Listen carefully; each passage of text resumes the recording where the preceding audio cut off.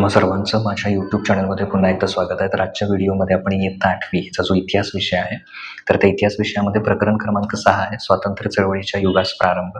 त्याचा जो स्वाध्याय आहे, सगळी प्रश्नोत्तर आहेत. तर या पाठाची सगळी प्रश्नोत्तर आपण या व्हिडिओमध्ये बघणार आहे. तर त्याच्यामध्ये प्रश्न क्रमांक 1 आहे, दिलेल्या पर्यायापैकी योग्य पर्याय निवडायचा आहे आणि विधानं पुन्हा लिहायची आहेत. तर एकूण 3 विधानं आहेत, त्याच्यासाठी प्रत्येकासाठी 4 पर्याय दिलेत, त्यातला योग्य पर्याय निवडायचा. तर पहिल्याच्या बाबतीत काय येणार आहे, भारत सेवक समाजाची स्थापना कुणी केली? गोपाळकृष्ण गोखले यांनी केली. तर ही अतिरिक्त माहिती दिली आहे, तुम्ही फक्त उत्तर लिहा. गोपाळकृष्ण गोखले यांनी दिली, एवढंच लिहा. राष्ट्रीय सभेचे पहिले अधिवेशन मुंबई येथे भरवण्यात आले. तर हे त्याचं काय करायचं, उत्तर लिहायचं.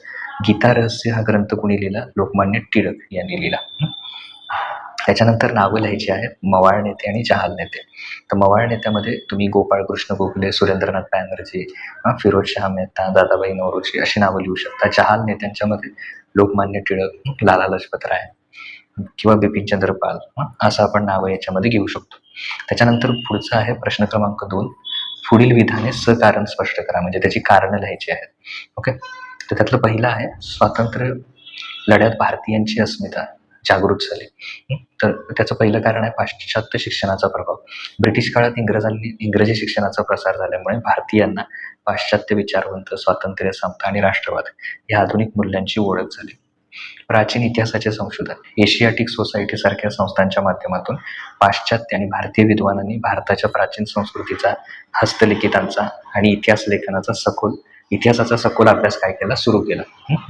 त्याच्यानंतर गौरवास्पद परंपरेची जाणीव, आपल्यालाही एक समृद्ध, उदात्त आणि महान ऐतिहासिक वारसा लाभला आहे हे समजल्यामुळे भारतीयांच्या मनात जो न्यूनगंड होता तो गळून पडला आणि त्यांच्यात स्वदेशाविषयी अस्मिता म्हणजे आत्मसन्मान जागृत झाला. त्यामुळे स्वातंत्र्य लढ्यात भारतीयांची अस्मिता काय झाली, जागृत झाली, असं लिहू शकता.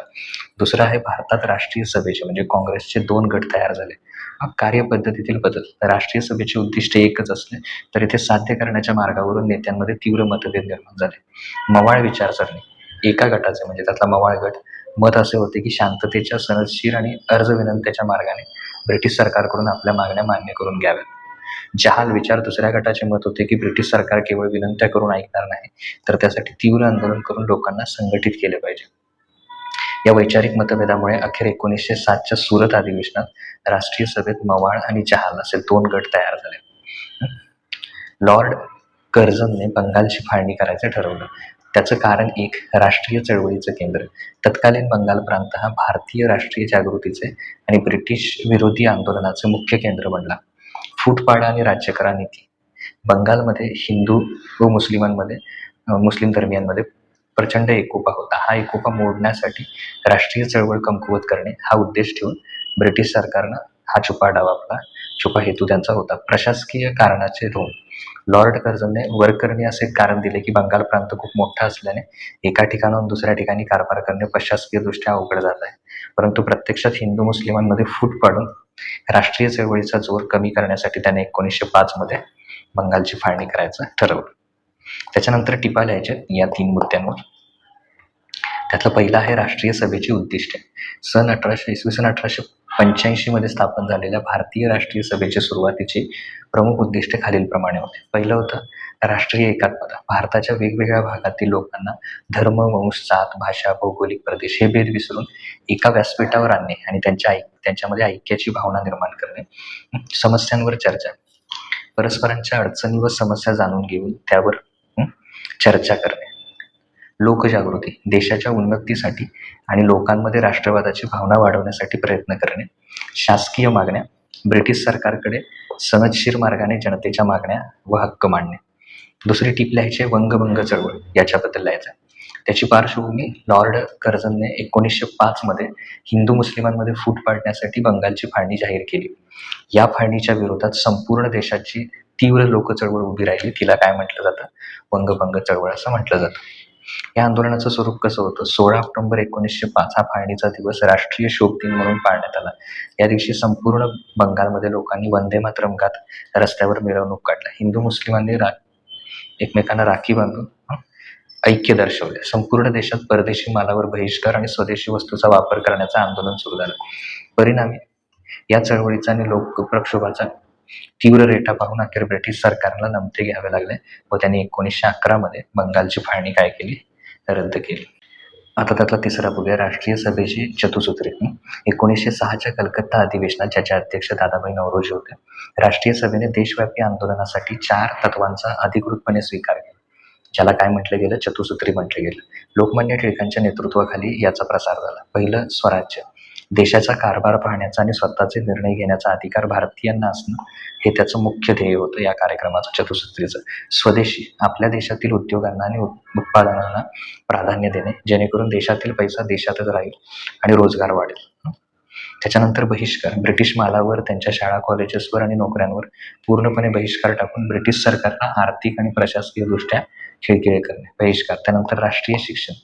देशातील तरुण पिढीमध्ये राष्ट्रप्रेम आणि स्वाभिमान जागा करण्याकरता पारंपरिक इंग्रजी शिक्षणाऐवजी स्वतःच्या संस्कृतीवर आधारित राष्ट्रीय शिक्षण देणं, हा त्याच्यामध्ये समावेश करण्यात आला. पुढचं चौथं आहे, भारतीय राष्ट्रीय सभेच्या स्थापनेची पार्श्वभूमी खालील मुद्द्यांच्या आधारे काय करायचं आहे? स्पष्ट करायचं, या सगळ्या मुद्द्यांच्या आधारे. तर पहिला आहे प्रशासकीय केंद्रीकरण. तर इथून जरा प्रस्तावना लिहिली तरी चालेल. ब्रिटिश राजवटीत निर्माण झालेल्या विविध परिस्थितींमुळे भारतीयांमध्ये राष्ट्रीय एकात्मतेची भावना वाढीस लागली. राष्ट्रीय सभेच्या स्थापनेमागे खालील मुद्द्यांचा महत्त्वाचा वाटा होता. तर त्याच्यामध्ये पहिला आहे प्रशासकीय केंद्रीकरण. ब्रिटिश सरकारने भारतात एकछत्री अंमल लागू केला. संपूर्ण देशामध्ये समान कायदे, समान प्रशासकीय व्यवस्था आणि लष्कराची समान यंत्रणा निर्माण केली. तसेच रेल्वे, रस्ते, टपाल तार यंत्रणेच्या विकासामुळे देशातील विविध भागातील लोकांचा एकमेकांशी संपर्क वाढला.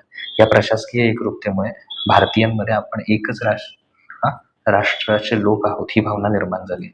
आर्थिक शोषण. ब्रिटिशांच्या साम्राज्यवादी धोरणामुळे भारताचे मोठ्या प्रमाणात आर्थिक शोषण होत होते. भारताचा कच्चा माल हक्काने इंग्लंडला नेला जाई आणि तिथला पक्का माल भारतीय बाजारपेठेत विकला जाई. यामुळे भारतातील हस्तउद्योग आणि स्थानिक व्यापार जो आहे तो पूर्णपणे कोलमडला.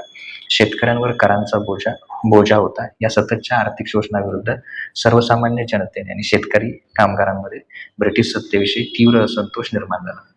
त्यानंतर पाश्चात्य शिक्षण. भारतात इंग्रजी शिक्षणाचा प्रसार झाल्यामुळे सुशिक्षित भारतीयांचा एक नवीन वर्ग तयार झाला. या वर्गाला पाश्चात्य विचारवंतांच्या संकल्पना, स्वातंत्र्य, समता, बंधुता, लोकशाही आणि राष्ट्रवाद या आधुनिक मूल्यांची ओळख झाली. पाश्चात्य शिक्षणाने प्रभावित झालेल्या या सुशिक्षित तरुणांनी देशाच्या स्वातंत्र्यासाठी मध्यवर्ती राजकीय संघटना असावी हे ओळखलं. त्याच्यानंतर पुढचा मुद्दा आहे भारताच्या प्राचीन इतिहासाचे संशोधन. कोलकाता येथे ब्रिटिशांनी एशियाटिक सोसायटीची स्थापना केली होती. याद्वारे पाश्चात्य व भारतीय विद्वानांनी भारताच्या प्राचीन सांस्कृतिक, वेद, उपनिषद, हस्तलिखितांचा सखोल अभ्यास केला. आपल्यालाही एक अतिशय समृद्ध आणि गौरवशाली महान संस्कृतीचा वारसा लाभला आहे हे समजल्यामुळे भारतीयांच्या मनातील न्यूनगंड गळून पडला व त्यांच्यात तीव्र राष्ट्राभिमान जागृत झाला. वृत्तपत्रांचे कार्य. या काळात प्रादेशिक आणि इंग्रजी भाषांमध्ये अनेक वृत्तपत्रे व नियतकालिके सुरू झाली. उदाहरणार्थ केसरी, मराठा, अमृत बाजार पत्रिका इत्यादी. या वृत्तपत्रांनी ब्रिटिशांच्या अन्यायकारक धोरणावर कडाडून टीका केली. तसेच सामाजिक, आर्थिक, राजकीय प्रश्नांवर उहापोह करून लोकांमध्ये जनजागृती घडवून आणली आणि या लोकजनजागृतीमुळे राष्ट्रीय पातळीवर एक संघटना स्थापन करण्यासाठी आवश्यक असणारं पोषक वातावरण तयार झालं. इथे आपला जो 6वं प्रकरण आहे तर त्याचे स्वाध्यायाचे सगळे प्रश्न आहेत 6व्या प्रकरणाचे, ते इथं आपले पूर्ण होतात. पुढील व्हिडिओमध्ये आपण पुढच्या प्रकरणाबद्दल बघूया.